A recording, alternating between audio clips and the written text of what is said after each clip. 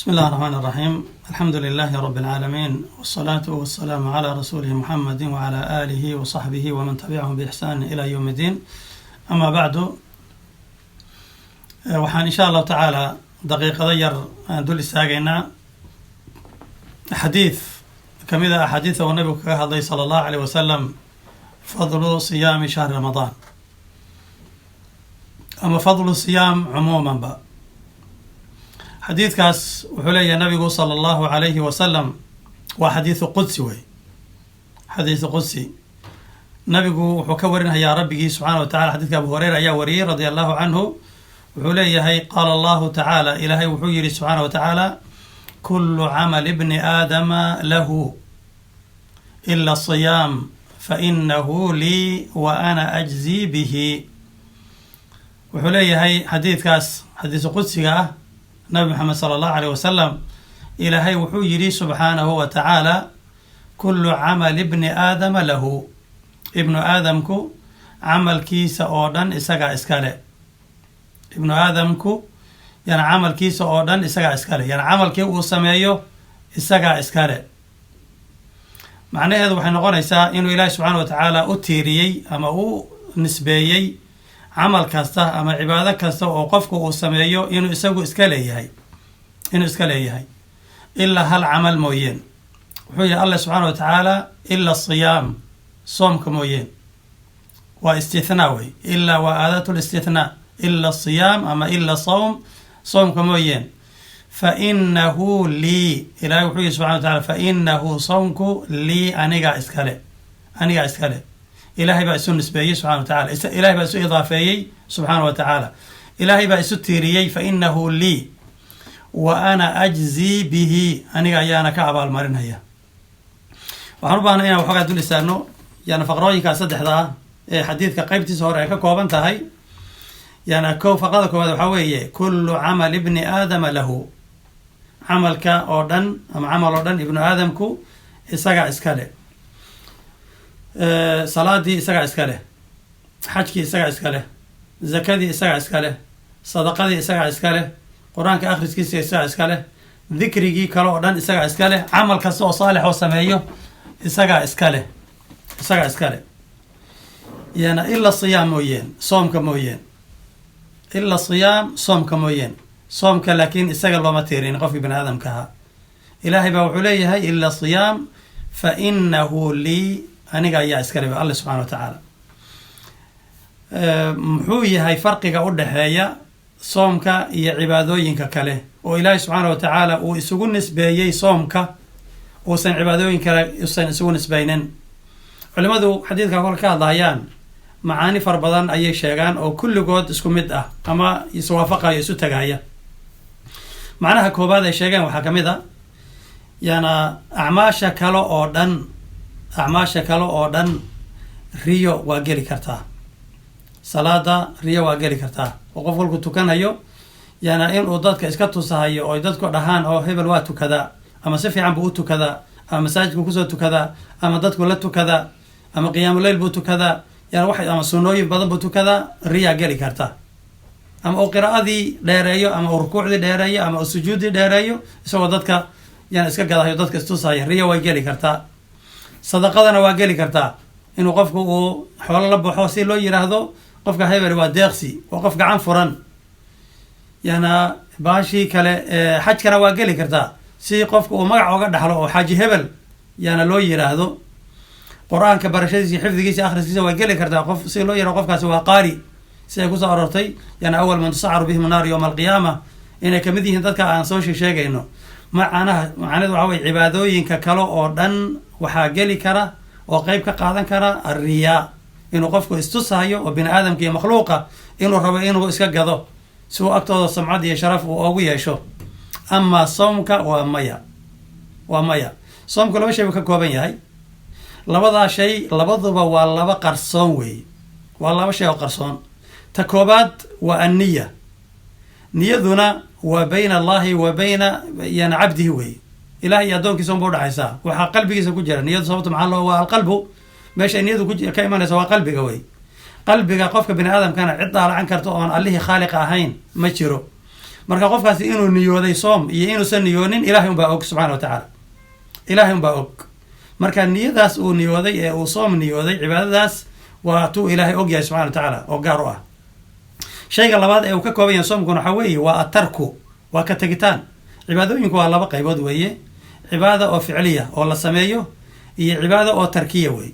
cibaadada ficliga ah ee la sameeyo waa arki karaan dadku, waa u muuqan kartaa. ama cibaadooyinka turuugta la yaraha ama ka tegitaanka waa wax qarsoon wey. soomka oo kale qofku dadka wuu iska gadi karaa, wuu dhihi karaa waan soomanahay, kolka uu qolkiisa galo ama meel ayna ciddu arkaynina waa cuni karaa, waa cabbi karaa.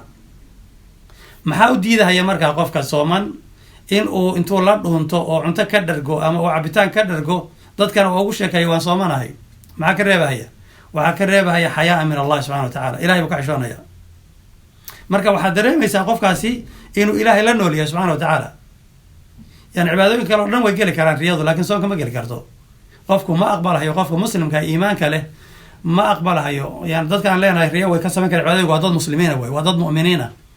bay shaytaan iyo naf intay ka xoog badtaan buu cibaadadu samaynaya buu dadka istusi karaa. amaa soomka xataa dadka ugu yaryar ama ugu jahli badan, xataa haddii lagu qalqaaliyo oo la yihahdo cun oo inta cabto dadka waan soomanahay, ma dhici karo, kuma dhiiran karo. maxaa diidahaya? waxaa diidahaya qofkaasi wuxuu og yahay ilaahay subxaana wa tacaala inuu mutalac yahay, inuu ilaahay fiirinayo, inuu ilaahay arkahayo, inuusan ilahay ka qarsoon. hadduu qolka intuu hoos kasoo xidho oo daaqadaha uu xidho, daahyada uu sii daysto, uu cunto ka dhargo oo cabo, wuxuu og yahay inuu ilaahay arkahayo, usan ilahay ka dhuuman karin, ma samayn kara marka taasina waa mid. marka waa cibaadada keliyeeta ayna riya geli karin baa la yidhi ee qofku ku samaynayo uu dar ilaahay u samaynayo. qodobka labaad ee keenahaya inuu ilaahay isu nisbeeyo subxana wa tacaala waxaa la yidhi waa cibaadada koobaad ama waa cibaadada keliya ee aan cid aan ilaahay ahayn lagu caabudin. cibaadooyin kale oo dhan wax lagu caabudo waa jiraan, meelo la dawaafo sida xajka la waafaqo oo qubuuraha iyo dad dawaafaa jira, asnaamta la dawaafi jiray oo lagu diiqi jiray oo la aadi jiray oo loo safri jiray. nacam sadaqada lagu bixin jiray oo xoolaha loo bixin jiray, oo qubuurta iyo waxa loo yaqaana awliyada iyo asnaamta iyo yaa lagu bixin jiray. cibaadooyinka oo dhan salaada waa loo rukuucaa oo waa loo sujuudaa, ama madaxda ha noqoto iyo boqorada ama ha noqoto asnaamta. cibaadooyinka kale oo dhan makhluuq waa lagu caabuday, laakiin makhluuq lagu caabuday soom ma jiro. marka waa cibaadada keliyata ee aan lagu caabudin cid kale ilaahay mooye subxana wa tacaala. ma dhicin in loo soomay sanam, ma dhicin in dad qubuur ku jiriyo awliya loo soomay, ma dhicin qof madax iyo boqor la weynaanhaya in loo soomay. marka waa cibaadada khaaska ku ah ilaahay subxaana wa tacaala ee aan weligeed aan lala wadaajinin ilahay subxana cid kale. faa'iidada kale ku jirta ee keentay inuu ilahay isu nisbeeyo waxaa weeye, waxaa la yidhi qof kasta oo muslim ah oo adduunka jooga laa shaka madaalim buu galaa, dunuub buu galaa, khaladaad buu galaa. wuxuu inoo sheegay nabigu sala allahu aleyh wasalam maalinka qiyaamo dadku kolkay isu yimaadaan in dadkii xuquuqday isu lahaayeen loo kala qaadahayo oo loo kala gudahayo, sida xadiidkii uu nabigu sal ly slam saxaabada weydiiyey, atadruuna man ilmuflis? qofka mufliska la yidhaahda ma taqaanaan? muflisku waxaa macnaha qofka saboolka ah ee caydha ah, qofka ma taqaanaan? saxaabadu waxay ku jawaabeen almuflisu fiina man laa dirhama lahu walaa mataac. muflis waxa weye midka aan hanti iyo alaab guri minda aan lahayn wey, waa midka gacanta banaan ee gurigiisuna uusan u camirnayn, waxba u olin, xoolo account ama jeeb ugu jirana ayna jirin, iyo kuwa u foofay toona. markaasaa wuxuu yihi nabigu sal ly slam ma aha kaasi, almuflisu min ummatii, mufliska ummadayda waxaa weeye man ya'tii yowma alqiyaamati bisalaatin wa zakaatin wa xajin wa acmaalin kaljibaal. acmaalin kaljibaali tuhaamana way soo aroortay. waa qofka la imanhaya cibaadooyin fara badan buu la imanaya maalinka qiyaamo, laakiin wuxuu imanayaa waqad qatala hada wa safaka dama hada wa daraba hada wa dalama hada wa akhada maala hada. intaas oo dad oo uu xuquuqdoodii uu duudsiyey ama uu dilay, oo dhiigoodii uu daadiyey ama cirdigoodii uu ku xadgudbay ama hantidoodii xoolahooda uu qaatay ayaa imanhaya. qof kastana waa dacwore, wuxuu leey ilaahay qofkani waxaas u geystay ha la iga qaado. qofkaasa maxaa la sameynaya markaa? xasanaadkiisii baa loo qaybin.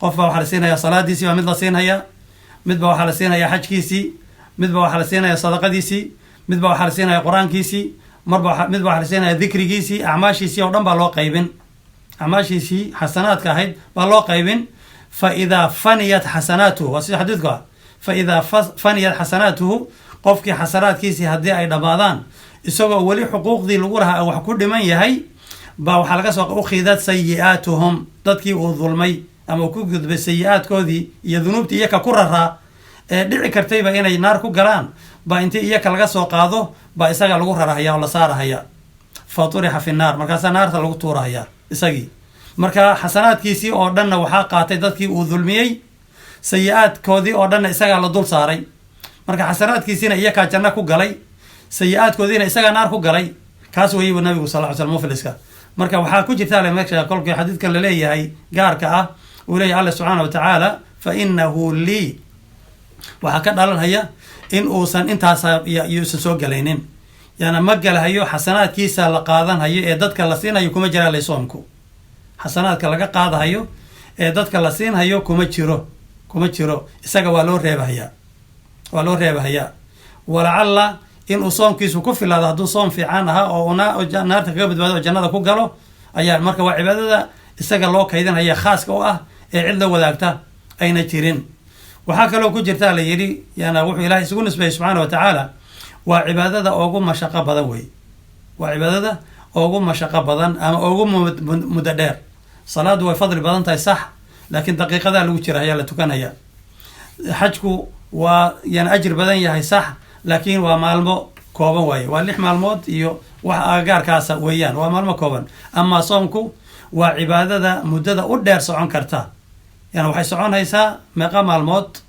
cibaadatu soom ya cibaadatu cibaadatu soom yani 29 maalmood ama 30 maalmood bay soconaysaa waa muddada ugu dheer ee yani cibaadada ugu dheer ee muddo uu qofku ku qaadan karo weeyaan marka maadaama ay saa tahay haddana waxaa sii dheer intaas waa cibaadada kulmisan karta inay cibaadooyin fara badan ay soo dhex galaan salaada kolkii la tukanayo waxa soo geli kara keliyata waxaa weeye qur-aanka uu ragcadaha ku akrinayo iyo adkaaru salaa weeyaan laakiin soomka kolkuu qofku uu sooman yahay intaasoo cibaada ayaa soo geli karta cibaadada soom buu ku dhex jira uu samaynhayaa salaadiibuu yaa ku dhex jirta oo uu samaynhayaa iyana tilaawat lqur'aan qiraankuubuu akrinhaya oo ku dhex jirta sadaqadiibaa yaa ku dhex jirta yana dikrigii ayaa ku dhex jira yana ixsaankii kale oo dhan alamru bilmacruuf wanahyi can lmunkar ayaa ku jira intaas oo cibaado ayaa soomka soo dhexgeli karta oo qofku uu dhexgelin karaa oo uga faa'iidaysan karaa marka waa cibaadada ugu guda weyn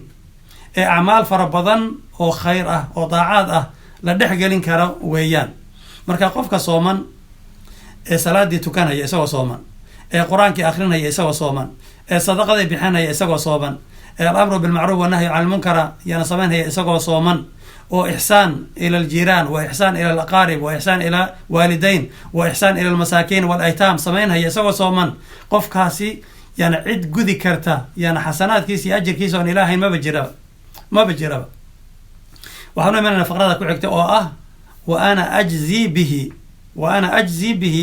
ilahi wuxuu lehy subxaana wa tacaala aniga ayaa ka abaalmarinaya yana keligii macnaheed waxaa weeye cibaadooyinka kale oo dhan ilaahay subxana wa tacaala wuxuu u xil saaray inay abaalmarintooda ay qadaraan ama qiimeeyaan ama ay u qoraan malaa'igta ilahi subxana wa tala hawsha u xil saaray ama cibaadatu sawm ilahi subxana wa tala wuxuu yidhi ana ajzi bihi aniga ayaa abaalmarintiisa bixinaya malaigtu shaqa kuma leh mana garan karaan qadarka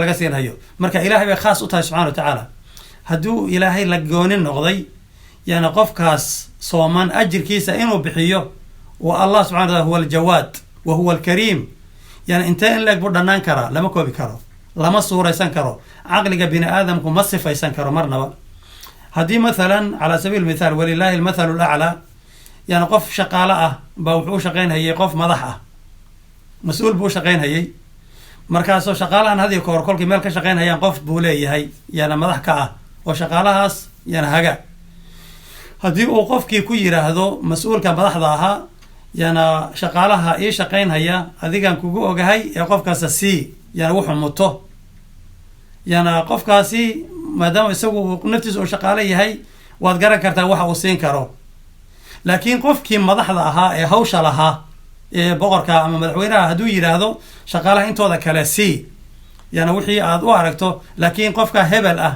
aniga keligay baa siinhaya, adigu uu ka madax banaanya, anigaa siinhaya, laa shaka inuu ka duwanaan hayo oo waxa la siinaya uu ka badan yahay. walilahi mathalu lacla.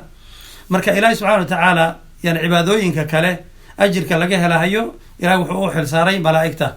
allahna waa sheegay subxana wa taala xadiidka naftiisa ayay ku jirtaa riwaayo kale uu leeyahay yani camalu bni aadama yudaacafu lahu alxasanatu bicashri amhaaliha ilaa 700 dicfin ilaa adcaafin kathiira ila siyaam mooyeen.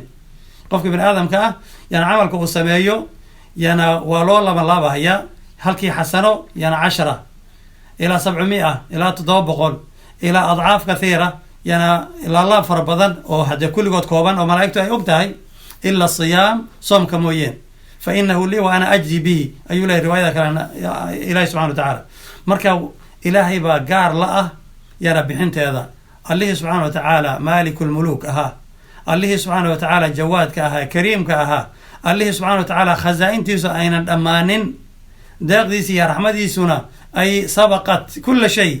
yani haddii isagu isku khaas yeelo yidhi anigaa bixinaya, qofkaas abaalmarintiisa wax la suuraysan kara ma aha. asbaabta keentay yani in ilaahay subxaana wa tacaala uu yani soomka isu idaafeeyo oo yidhaahdo fa inahu lii wa ana ajzi bihi, yani wuxuu ilaahay ku tacliiliyey subxaana wa tacaala oo uu leeyahay xadiidka yani qeybtiisa dambe yadacu طacaamahu wa sharaabahu wa shahwatahu min ajli. aada ugu fiirso yani qofkii soomanaa yana yadacu wuu ka tagahayaa طacaamahu cunitaankiisii, wa sharaabahu iyo cabitaankiisii, wa shahwatahu iyo shahwadiisii oo galmadii ah, min ajli aniga dartay, min ajli aniga dartay buu oga tegay. yani cuntada muusan oga tegin bini aadam dartii ama makhluuq dartii, cabitaankana makhluuq dartii ogamasa tegin, shahwadana yani makhluuq dartii ogamasa tegin, wuxuu oga tegay ilah dartii subxana wa tacaala. marka taas waxay kutusinaysaa gaayat likhlaas, gaayat likhlaas. qofkan sooman ilahay dartii buu u soomay, waxa uu daayey oo dhanna ilaahay dartii buu u daayey subxana wa tacaala. marka qofka noocaasa wuxuu mutaystay ilaahay agtiisa subxaana wa tacaala in uu ka helo yani abaalmarintaas uu alle subxana wa tacaala bixinhayo ee aan xuduuda lahayn. waxaa looga qiyaasaadan karaa cibaadooyinka kalena noocaas oo kale. cibaado kasta oo uu qofku uu la yimaado ikhlaas, uu la yimaado ilaahay dartiina uu bixiyo subxana wa tacala uu sameeyo, yani marka uu sameeyanhayana uu xuduuru lqalbi uu qabo iyo khushuuc oo ilaahay subxana wa tacaala uu ka daalacanhayo camalkiisa oo darajat lixsaan uu gaadho, sida nabigu sal lla ly slam inoo sheegayo kolkii la weydiiyey yani ixsaanku muxuu yahay, an tacbud allah kaanaka taraah fain lam takun taraahu fainahu yaraaka. cibaado kasta qadarka uu ikhlaaskeedu uu dhan yahay ayuu abaalmarinteedu dhananaysa ama ajirkeeda iyo thawaabkeedu uu noqon hayaa. saas daraaddeed waxaa looga baahanya qofka muslimka ah kolkuu tukanhayo, kolkuu soomahayo, markii qur-aan akhrisanhayo, markii uu adkaar samaynhayo, markii uu sadaqo samaynhayo, markii uu alamru bilmacruuf wanahyu can ilmunkar uu samaynhayo, mar kasta oo uu khayr uu samaynhayo, khayrkaa uu samaynhayo inuu ku dheehan yahay ikhlaas, inuu niyana oo la yimaado, niyadaasina ay tahay niya oo mukhlasa lilahi subxaana wa tacaala, oo uu tajarud kaamila uu ka sameeyo calaaqa wax lale basharka ama makhluuqa, oo usan xeerinin makhluuq oo ilaahay keliyata subxaana wa tacaala uu xeeriyo. lianna makhluuq muxuu u tari karaa? laa shay, waxba kuma tari karo. laa yarfacu canka duran walaa yajlubu laka nafcan, dhibna kuma keeni karo, dheefna dhibna kaama qaadi karo, dheefna kuma keeni karo. allah subxana wa tacala qaadirka ah inaad camalkiisa dartii u samayso, taas unbaa la iska rabaa. ilaahayna subxana wa tacaala haynagu irsaaqo midaas. waxaa isu tagahaya yana soomka iyo sabarka. sababta ilahi subxana sabirka wuxuu sheegay inuu ilaahi subxana wa tacaala uu keliga og yahay yani ajirka laga bixinhayo oo ajru yani saabir. ilahi subxana wa tacaala inamaa yuwafa saabiruuna ajrahum bigayri xisaab buu le alle subxana wa tacaala. dadka saabiriinta ah yani waxaa ajirkooda cid og ma jirto. inamaa yuwafa saabiruuna ajrahum bigayri xisaab. dadka saabiriinta ah abaalmarintooda iyo ajirkooda yani ilaahay baa bixinaya subxaana wa tacaala. wax xisaab iyo xuduud oo ay leedahayna ma jirto, way furan tahay. xuduud iyo xisaab iyo yana tiro kooban midna ma leh. 10 xasanaad ma aha, yana 700 ma aha, adcaaf kathiira ma aha, waxa wey intaasoo dhan bay ka sarreysaa.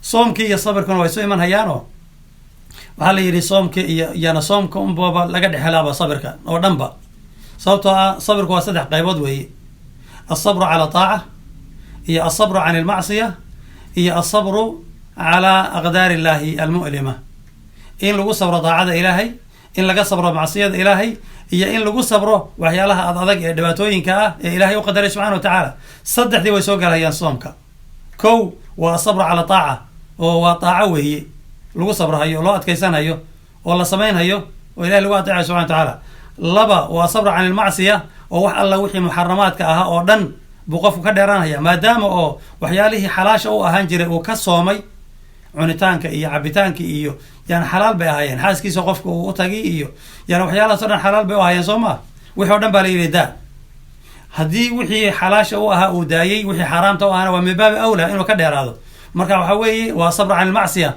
أيا سوق ليس الصبر على أقدار الله المؤلمة سوق ليس وحوي يعني قاتشذو يعني صونكو قاتشو ليهي صونكو أم بوليهي صونكو هراد يا رفاد بوليهي وحاسو دنبو أصبرايا وحاس مركا صدح ذي نوع صبر كابا وعلى لي صومك سيادة راد وحيسوي من صومك يا صبر كبايس هوس قالي مركا وحسوق قال هي إنما يوفى صابرون أجرهم بغير حساب سيادة راد بو إلهي سبحانه وتعالى لقون النغضي يعني أجر سين تيسا مركا وحن هيلي كريموي مركا عبادة الصوم قفك إلهي ووافجيه سبحانه وتعالى بإخلاص إنكو صومه كمال كيسنا لي مادة أو هاي معناه إنه غفو يرادو عنتدي عبتانك كريتان إسكا دينه إن أي حبنه سودان أي صومان صحابة وحيدي جيران هكادقين مالنكا يا صومانتا يا مالك هذا فرنتا إسكو مدينا نقونين ومالك صومانتا وإنه نقضو مالين إسبيشالا أو قارئة أو ميزديسا إيو يانا له يانا إن لسي حقيسا مركا إله وحكبر الله سبحانه وتعالى إنه إن أقدقو كوا وفجي مالك صبر كذا إلهينا يصوم كذا الله سبحانه وتعالى إخلاصك وإنه إرزاقه أين الله نما ندوح إلهي إنه قبهن هي إلهي سبحانه وتعالى إنه أقبله كفارة إيو يعتق من النار نقصيه وصلى الله على سيدنا محمد وعلى آله وصحبه وسلم وجزاكم الله خيرا وبارك الله فيكم والسلام عليكم ورحمة الله وبركاته.